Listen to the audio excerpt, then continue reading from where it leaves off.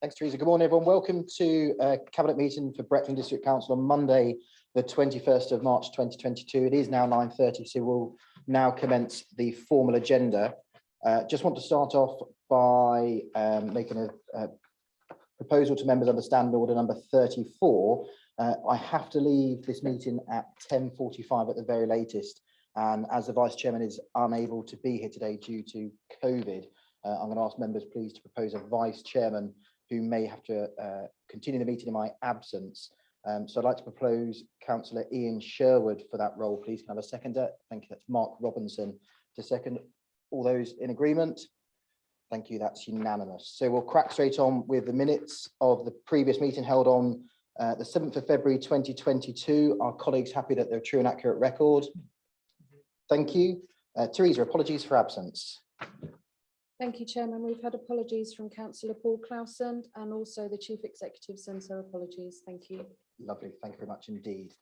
Item 3, urgent business. The only urgent business I wish just to update colleagues on is that myself and officers have continued to meet last week and over the weekend in relation to the Ukrainian crisis and Breckland and Norfolk support to the ongoing situation and those individuals who are seeking refuge in the United Kingdom and particularly in Breckland. Later on today, a briefing note will be sent out to all members of this council, updating them on the actions we're taking along with partners to give clarity. It is a continuous moving picture from the statement made via the Secretary of State on last Sunday and where we are today. So colleagues, please, when those briefing notes do come out, please make sure you keep up to date because it will be a changing picture. Our website and our customer contact team have been updated, and they will continue to be updated over the coming days and weeks as things continue to change to ensure that that information being passed to residents who do wish to make contact directly with the council is accurate.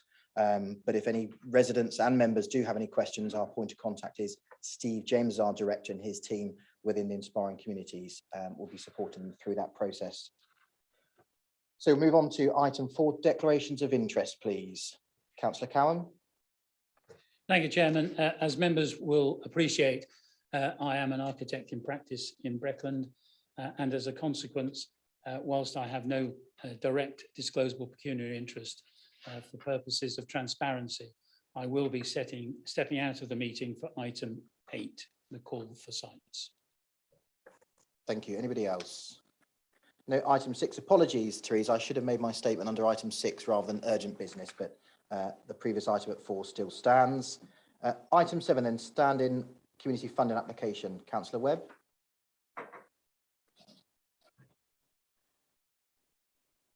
Apologies. Thank you, Chairman. We have no applications in this period. Thank you.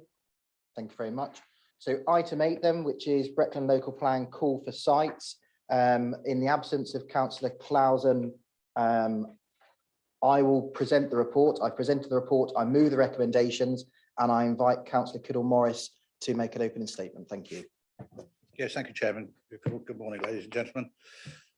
As you well know, the first stage in plan making requires local planning authorities to undertake a consultation with residents, businesses, statutory consultees, and a wide range of other relevant organisations to find out what issues the plan ought to address.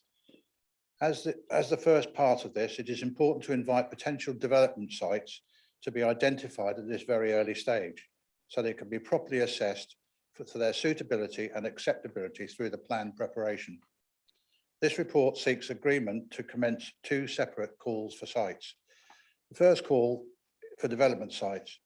These can be any form of development, including residential, industrial, or commercial, and open space.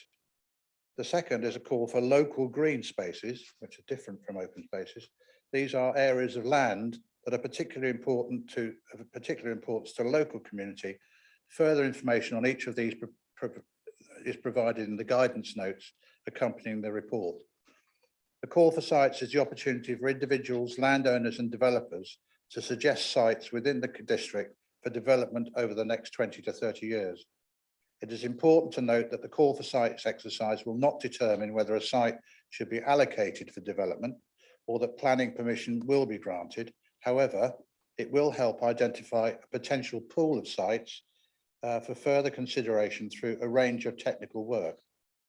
The Council has undertaken similar call for site exercises in the past, However, as this is a new plan with additional questions on deliverability and availability, it is important to note that sites previously submitted to the council for consideration will not be considered as part of the review of the local plan. Only sites that are submitted through this exercise will be considered further. All sites received through the call for sites consultation will be made publicly available. The call for sites represents the first formal stage of the update of the local plan. It will be followed by further consultations under Regulation 18 on issues and options. This will raise questions on the most appropriate approaches and locations for supporting sustainable growth in Breckland, including, for example, incremental suburban development, planned growth of existing settlements, freestanding settlements, and urban extensions.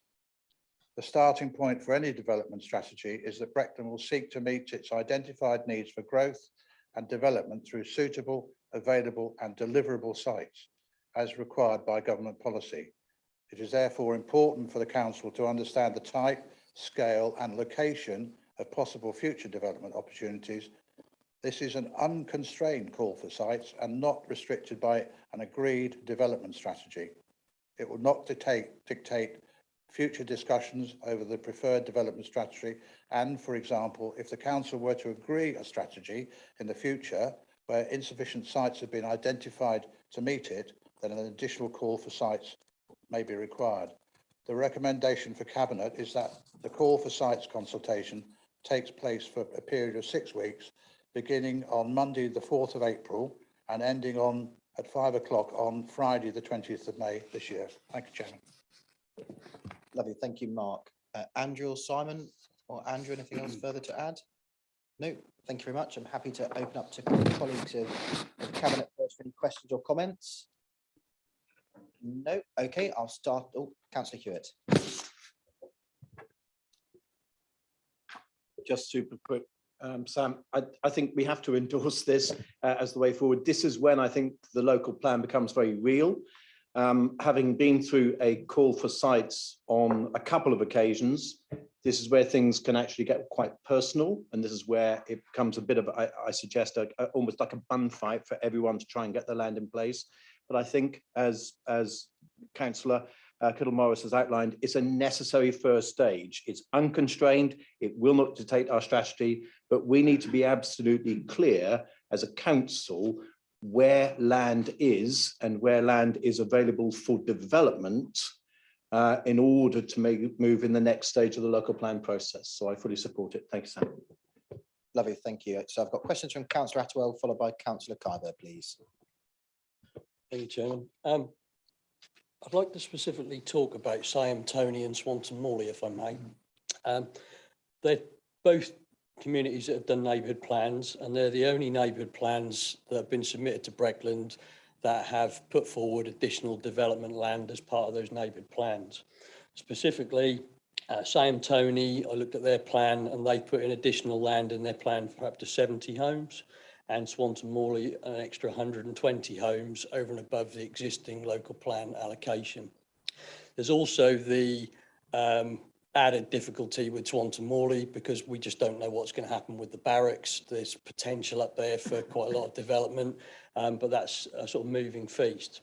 So I suppose my question is, with regard to the Town and Country Planning Regulations 2012, Regulation 18, it says in here that you're going out to consultation for these pieces of land, and it says, such residents or other the bodies or persons referred to in paragraph 1 are, and I'll quote section C, such residents or other persons carrying on business in the local planning authority area from which the local planning authority consider it appropriate to invite representations. So why, My ears are very small, Councillor Attwell. Could you just pause just a second?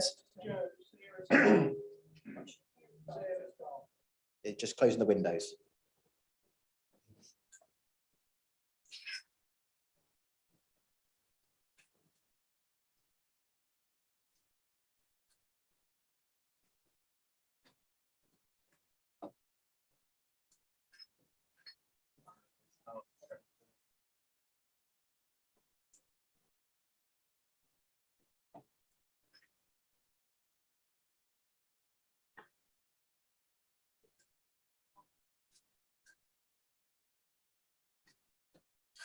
Brilliant. Let's take two.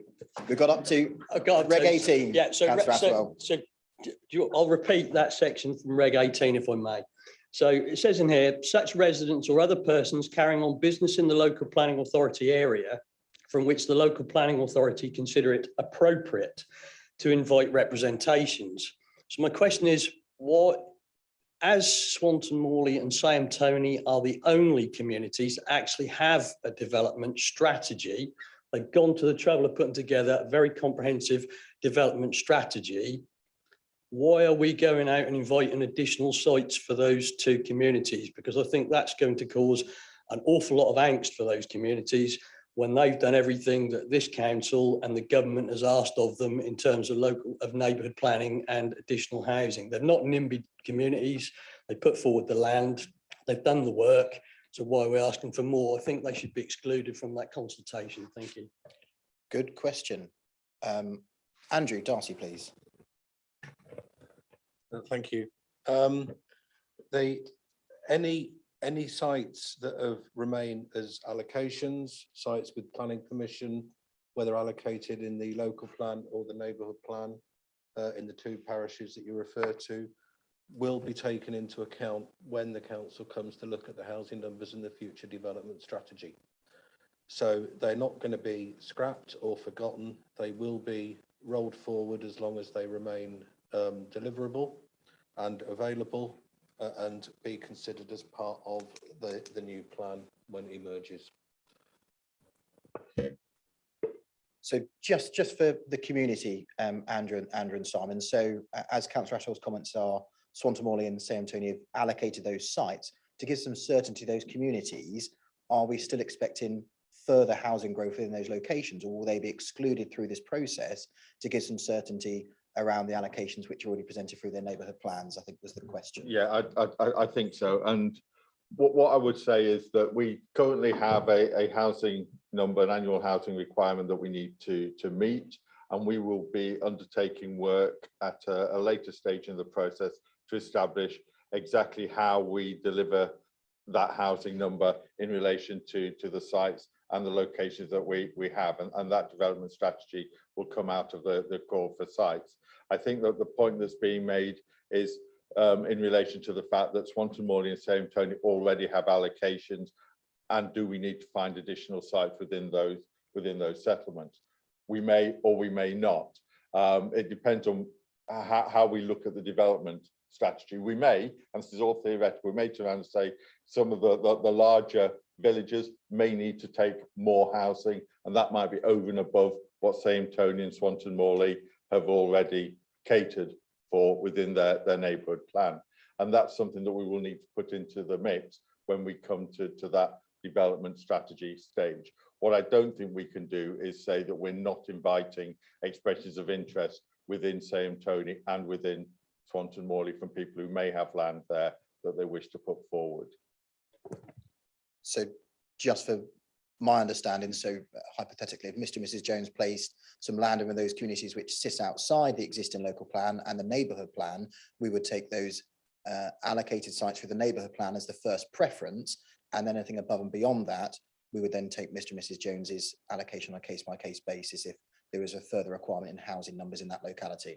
Yes, and I think the point that Councillor Atwell's making, but he'll correct me if I'm wrong, is that they've already allocated above allocation at the moment, if that's my understanding of what he's saying. So that also would be something that we would have regard to when looking at the development strategy and how that would affect St Tony and Swanton Morley. Councillor Ashwell? Thank you, Leader. Yeah, what I'm saying is those villages have significantly gone above and beyond the allocations that were required in the local plan. So they've done an awful lot of work regarding sustainability, etc., to put forward their strategy on exactly where development, those pieces of land, and to say that their communities are happy for those to be built on. My concern is, especially if you're going to go out to consultation in this first consultation, because you've said that if you don't get enough sites in the first consultation, you'll then come back for a second consultation later on for additional sites. I would be happy for Swanton Morley and St Tony to be subject to that second consultation. But in the first instance, I think because those communities have done such a sterling amount of work and done what has been asked of them and more, they've shown the way that communities can have additional development, and the community, not everybody be happy with it, but the communities can coalesce around that strategy. I think it would be better for this council in the first call for sites to exclude Swanton Morley and Sam Tony. You could always come back if you have a deficiency later on. That's my point, I think. I think that's a reasonable one for those communities, and that's why I'm making it. I refer back to the answer I gave, and I think it would be a difficult but inappropriate to exclude Swanton Morley and Same Tony from this call for sites. Totally acknowledge the work that both those neighbourhood plan groups have done in bringing the neighbourhood plan forward, and in terms of the fact that they've essentially over allocated. And that's something that will be a significant consideration when we look at the strategy going forward, the allocations are already in Same Tony and Swanton Morley. What I would also say is that neighbourhood plans also need to be updated and reviewed as well. And I'm fairly sure that within the life of this piece of work we're doing on the local plan, there will be a need to revisit some of the neighbourhood plans that are already out there at the moment. Potentially Same Tony and Swanton Morley would be within that. Okay, thank you, Simon. Robert Kybird. Thank you, Chairman. Given that the site selection criteria will have changed, do existing allocations that don't have planning permission need to be resubmitted? Councillor Morris, could you assist me with that response, please? Yes, they do. Can that be made clear in the announcements that are going with this call for sites? I'm getting a nod from Simon, and I'm sure that it will be made clear. If you read the two documents, the guidance notes, you'll find out that everything you need to know about call for sites for development and other things is in the guidance notes. Thank you for assisting me in that response. Any other questions or comments in relation to this? Councillor Bambridge, please. Yes, Chairman, I sit here and I'm quite disturbed at the proposal made by Councillor Attewell. I think that if we were as a council to restrict the freedoms of two particular villages against the freedoms given to the rest of the district for bringing sites forward, that would be a retrograde step for this council and against the democratic principles that I support. I absolutely support the fact that Sam Tony and Swanton Morley have allocated additional space. I think it will be and should be noted going forward. And I assume, because they have done it, that those villages will have allocated the best and most reasonable sites to be used in the future. But I'm quite disturbed at a proposal to restrict the freedom of the individuals who live in those villages is wrong. Thank you, Councillor. Councillor Hewitt? As I predicted, the bun fight has already started.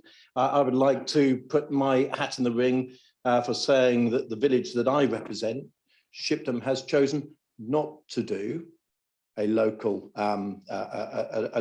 structure plan sites, because we've operated within the existing approach on the neighbourhood plan to suggest that we're making quite extreme comments, and comments that are often listened to as planners at every stage. We have also gone beyond our allocated housing allocation under the last local plan. If we're suddenly suggesting that people, only those who've got a neighbourhood plan can be excluded or extracted from this whole consultation process, it goes to the very heart of what the consultation process is, which is an unconstrained call for sites without dictating future strategy that allows anyone who has land within the district to be able to put that land forward potentially for future development. The fact that in many instances it will not be taken up, I suggest. The fact that actually people might well be putting pieces of land in that have already been covered by the neighbourhood plan, or might well be putting land in that actually wouldn't have a hope in hell's chance of actually getting through the planning process is neither here or there. We have a democratic right, which I'm sure many residents will be doing, to say, I want to have my land in available for future development over the next 20 to 30 years, if I feel it appropriate to do so. Thank you, Simon. Did you want to say anything else? No. Okay, so just in comparison, I just want to note my thanks to the communities of Swanton Moor and Sam Tony for their ambitious work they placed within their neighbourhood plan. I think through the work those individual groups have made with our planning team are ambitious and are the vanguard of what we should be trying to achieve through the neighbourhood plan process, and hopefully through the planning white paper and regeneration when it does land later this year will give some extra nod to the ability for neighbourhood plans to undertake that work. But where we are today, I think we've heard the opening statement on my behalf through Councillor Kiddle-Morris of where we're going, and through Cabinet colleagues, that we have to make sure that this phase process is open, transparent and speedy, whilst ensuring accountability and the ability for both members of the public to have that right to place their land within the emerging local plan as we move forward. And as it's been nodded from the officers, that of course they will give acknowledgement to those communities who have allocated land above and beyond as we're moving through that decision-making process. But of course that decision-making process will be undertaken by members of this council at the appropriate juncture in time. So there will be further opportunity for us to debate that in more detail as we progress. And I hope that we have lots of individuals who are willing to put sites forward, and it makes it once again a difficult conversation for colleagues to have, rather than us having to go out to a phase 2 to find more appropriate sites. So colleagues, in the absence of the Cabinet member, I would like to move the recommendations contained within the report at agenda item 8. Can I have a seconder? Thank you very much. All those in favour? Thank you very much. That item has passed. So move on to item 9, which is the Norfolk Green Infrastructure and Recreational Impact Mitigation Strategy. And in the absence of Councillor Clausen, I'll present and move this recommendation once again and invite Mr. Simon Wood to present, please, followed by Councillor Kiddle-Morris to support me with that detail. Thank you. Thank you. The report makes it clear that the council, as a local planning authority, has a legal duty to comply with the conservation of habitats and species regulations, and all local plans and all planning applications that affect protected areas have to be subject to a habitat regulation assessment. There's been a piece of work ongoing for several years now between the county, the districts in Norfolk and Natural England to ensure that local plans and planning applications are made or determined in the most robust manner. And that is why this report is in front of you today, Chairman. This is something that we have to do.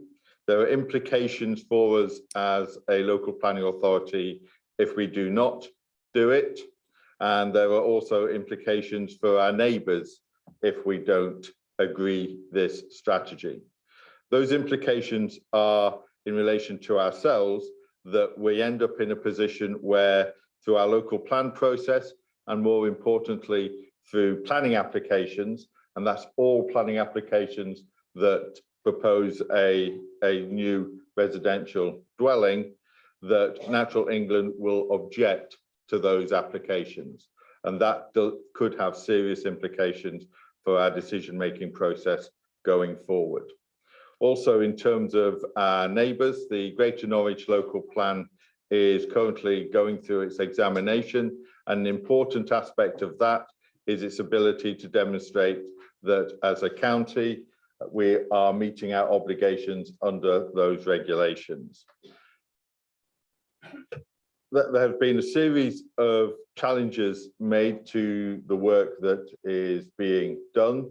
As I said, this work started in 2018 and has continued since then through the Norfolk-wide Strategic Policy Framework Group, including officers from this council and members as well.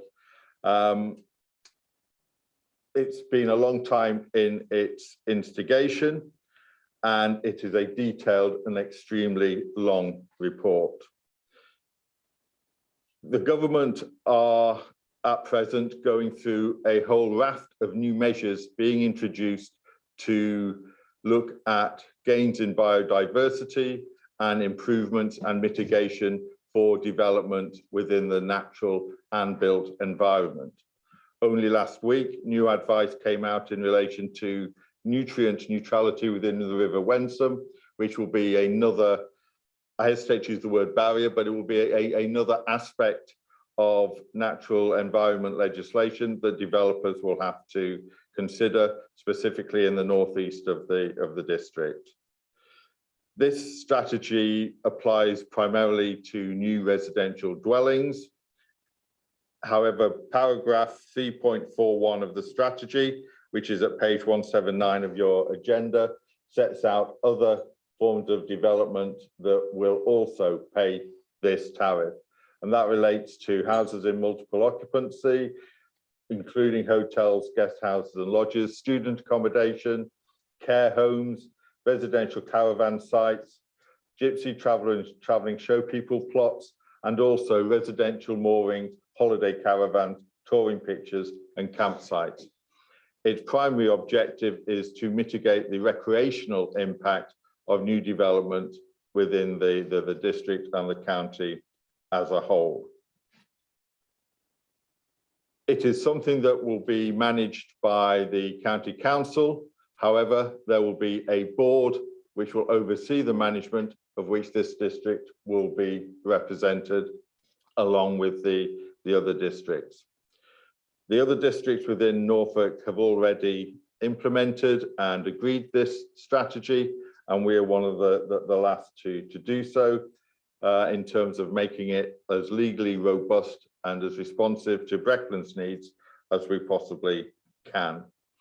And again, with the cry that this is something that legally we are required to do, and there are significant implications if we don't agree it and take it through, I would recommend that this recommendation be approved, Chairman. Thank you. Lovely, thank you, Simon. Councillor Kiddle-Morris, can you support me a bit further, please? Thank you. Yes, thank you, Chairman. I think Simon's stolen some of my thunder, but not all of it, thank goodness. This report seeks Cabinet approval to adopt a strategy that seeks to protect specific designated wildlife sites within Norfolk from the increase in visitors to these as a result of increased development in Norfolk. There are a number of similar strategies across the country.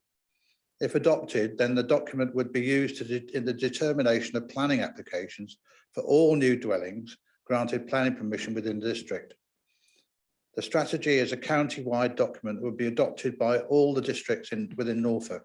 All new dwellings will be required to pay a tariff of £185.93 towards projects that would be designated to mitigate the impact of recreational activity on Natura 2000 sites such as the Brecks. The evidence that underpins it indicates that in the next 15 years, there will be a 30% increase in visitors to the Brecks. And as an aside, 14% to the Broads and 9% to the North Norfolk coast. The strategy seeks enhanced green infrastructure provision on developments in excess of 50 dwellings, as well as mitigation measures such as rangers, monitoring usage, signs and on footpaths, and educational measures aimed at diverting visitors away from the protected sites, and this will be funded by the tariff. Prior to implementation of the strategy, a county-wide approach will be agreed, including publicising the strategy at a county level and the governance arrangements. It should be noted that a number of Norfolk local authorities have already approved the strategy and are collecting the tariff. A statement of common ground approved by Natural England commits all local authorities to start collecting the tariff on planning applications after the 31st of March 2022, and to review the mitigation package to provide more detail of the mitigation measures to be applied to each of the Natura 2000 sites. The recommendation is to approve the Norfolk GRAM strategy and its associated statement of common ground. The GRAM strategy is on page 54 of your agenda, and the statement of common ground is at page 273. Thank you, Chairman. Lovely, thank you very much. Any questions or comments in relation to this document? Councillor Hewitt, please. Thank you, Chair. In listening to how this report has been presented and in reading it, it's a long report, I must confess. I think there's an absolute acknowledgement that this needs to happen. Surrounding authorities have already approved it. There was work that's continuing and so on and so forth. My only observation, Chair, and my only reticence behind fully supporting this is that this report suggests a shield to protect the recreational impact of residential development. And that's how I read it. I would hate to think that this same report could be used as a sword deliberately to blanketly prohibit any development where the rights of a vole or a plant outweigh the rights of a human to live. So that's my only observation. As it stands, it reads well. Other people have accepted it, but it really must be seen as a shield and not a weapon to prevent development. I think that's a perfectly valid view on this. What I would say is the strategy is designed to allow development to come forward with appropriate mitigation. So it's a facilitating document rather than a preventative document. Thank you. Any other comments? Thank you. Councillor Cowan, please. Thank you, Chairman. It's just a point of clarity, really, Simon, because it's a long document, so forgive me. So every new dwelling, student accommodation, etc., pays £185.93. So the first question is, in student accommodation terms, is that per bedroom or is it per block? Because clearly, if you've got a block of 5 or a block of 250, the sum of money is significantly different. Yet, I'd be interested to know how that's meant to work out, for example. And the same goes for care homes in terms of the number of bedrooms in care homes and so on and so forth. And of course, it's not just bedrooms because there are live-in staff in care homes. So that's that point. The second point, Chairman, if I may, I have no problem at all with the concept at all. It's fantastic. And I think it's to be applauded.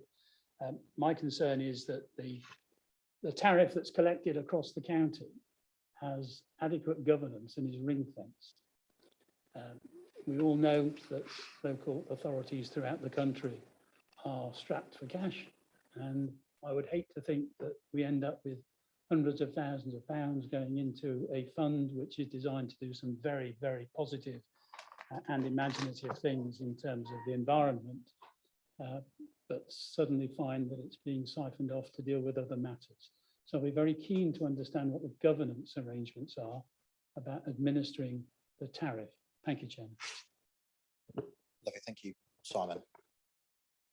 Yeah, there is a formula within the strategy which addresses those multiple accommodations.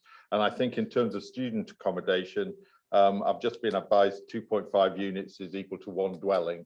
And I know on care homes and others, you're looking at sort of 6 rooms equals one dwelling as well. So there's a formula there.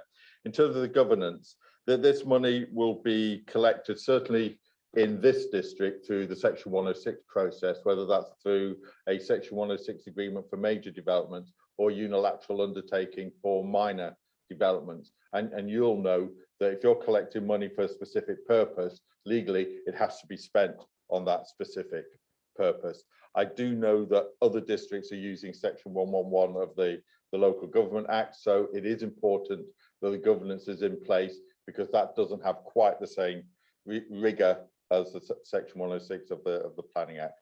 But the governance will be through the county, it will be a board, and this council will be, as will the other districts, represented on that board. So if I use the analogy of education provision, for example, whereby through the various legal arrangements for large housing developments, funds are collected by the county, and then they're not spent within the time limit, the money gets reimbursed back to the developer.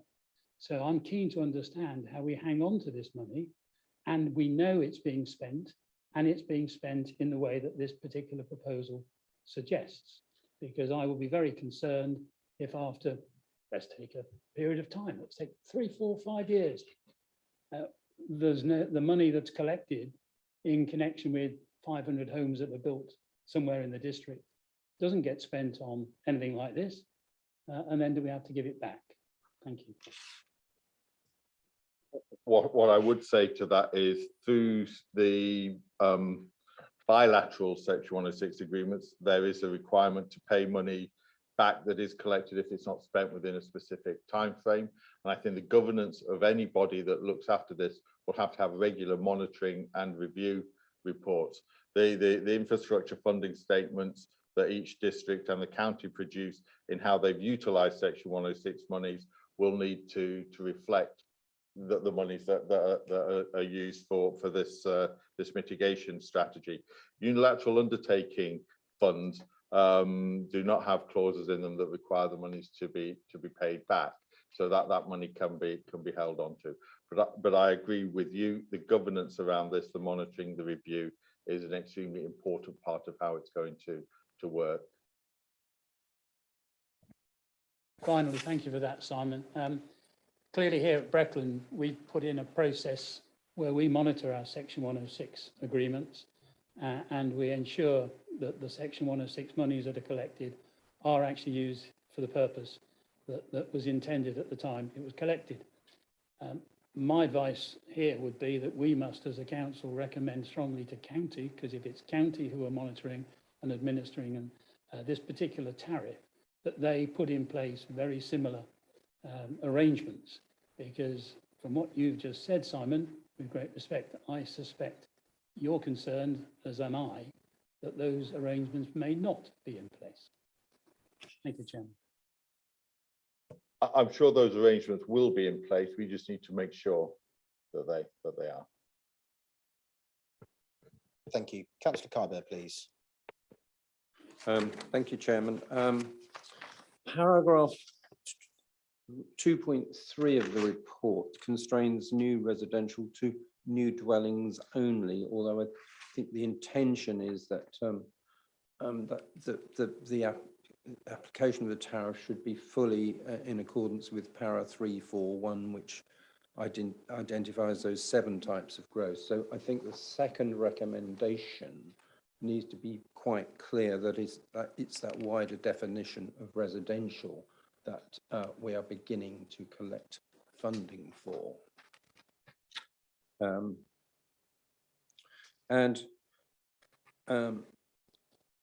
Only 4,000 of our future dwellings are likely to make this contribution.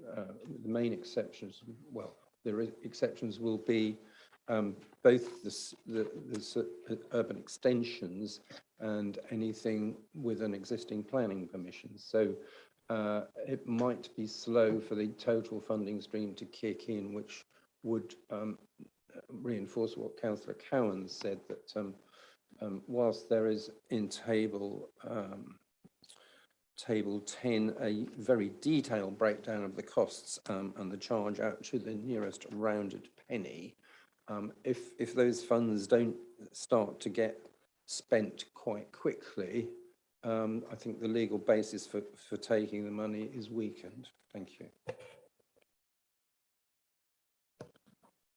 Thank you, Chairman. In terms of the recommendation, the recommendation 2 is specific in terms of relating to the recommendations in the GRAM strategy, which will ensure that we get tariffs on all those developments that are specified within paragraph 3.41 in accordance with the formulas that are specified elsewhere. And I think that catch-all is probably more appropriate than specifying specific sections and areas of the strategy. I think that the point made in relation to the urban extensions outline applications is a good one and an interesting one.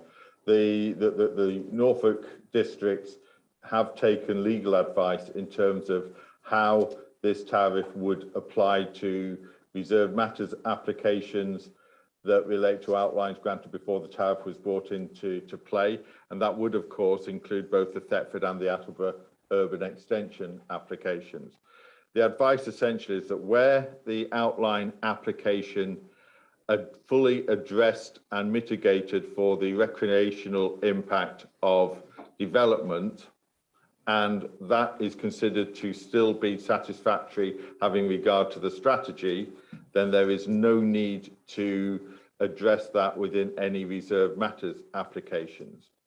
Where the outline application failed to do that and was not properly assessed, then reserved matters applications will need to be assessed on that basis, and the tariff is likely to apply. That is likely to have impact on outline applications on sites that were outside the catchment area for the Brec. So there could be implications for the Attleborough and Thetford urban extensions in terms of payment. It's a work that we're still looking at and discussing with the developers there. Councillor Cupboard, do you wish to come back? Thank you. Councillor Bambridge. Thank you. I appreciate that this is a policy that covers the entire county, but we as individual districts will be raising money for it from development in our areas. And I appreciate that there has to be a wider view over where and how the money is spent. But we do have certain areas in this scheme that are within my ward, some of which contain species that are virtually unique to individual sites. And I just wondered how some of the smaller sites might obtain advantage from it.